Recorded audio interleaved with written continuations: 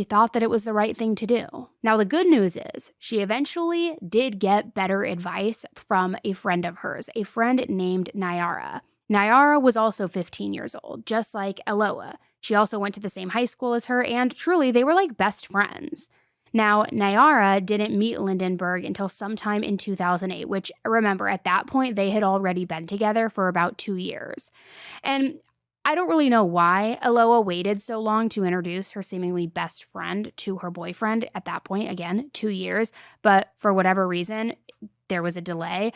But by the time they did meet, Nyara already knew that she did not like him. She had heard about that slapping incident at the bus stop. She had heard about his controlling behavior, his overly possessive and jealous ways. And even though Aloa had insisted that this was all just like a one-off thing, Nyara knew that this was a very bad sign. So every time Aloa started talking about how she was thinking about breaking up with Lindenburgg, Nyara encouraged it. But when Aloa would try and break up with him, he would just kind of do what's out of the possessive boyfriend playbook. He would call her nonstop, he'd promise to change, swear he would treat her better, and sure enough, she would always take him back. But, of course, to nobody's surprise, he wouldn't change. Now, the good news is that by fall of 2008, she did finally realize that this was not a healthy situation. So she decided to break up with Lindenburgg permanently.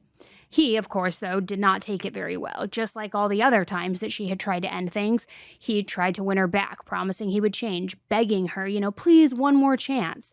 This time, though, Aloa was not having it. She was ready to get away from this abuse and this control for good. But once it became clear that she was not going to take him back, his behavior started escalating. He began following her, stalking her, showing up where he wasn't supposed to be, and she tried to just brush it off and ignore him, but he would just continue to do it over and over again. On October 13th, she was having a study session at her house. It was a Saturday. Both of her parents had to work, and her brother also had plans, so while she could have just kicked back, rested, didn't do homework, didn't study, she decided to focus and do homework. School was important to her. So she invited 3 of her friends to come over and study with her. One of those friends being her best friend, Nyara. Now, the 2 other friends were 2 boys from her class, Iago and Victor. So it was around 1 o'clock in the afternoon. They were all 4 sitting together at the kitchen table, studying, reading from their textbooks, just working on homework.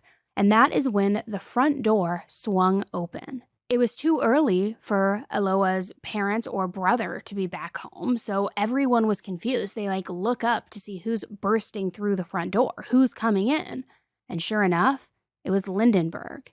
Nobody expected him to be there, and even Lindenburgg himself looked very confused because apparently he had been planning to break into the house while Aloa was there alone. He didn't expect her to have friends at the house. He didn't know that there were going to be 3 other teenagers in that kitchen sitting at the table with her. But once he got his bearings and assessed the situation, he announced to the group that he was there to kill Aloa.